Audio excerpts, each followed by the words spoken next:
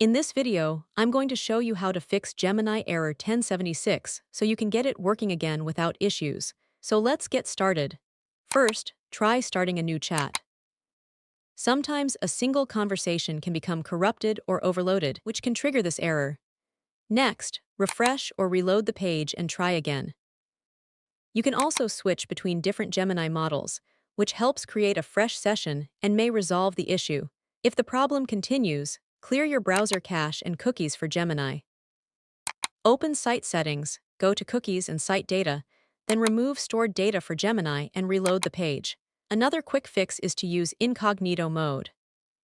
Open a new incognito window, go to Gemini, and check if it works there. If it works in incognito mode, the issue is likely caused by browser extensions. Go to your extensions manager and disable any extensions that could be interfering, then try again. And finally, make sure your browser is up to date and restart it if needed. And that's it. You've successfully fixed Gemini error 1076. If this video helped you, don't forget to hit the like button and subscribe for more simple tutorials.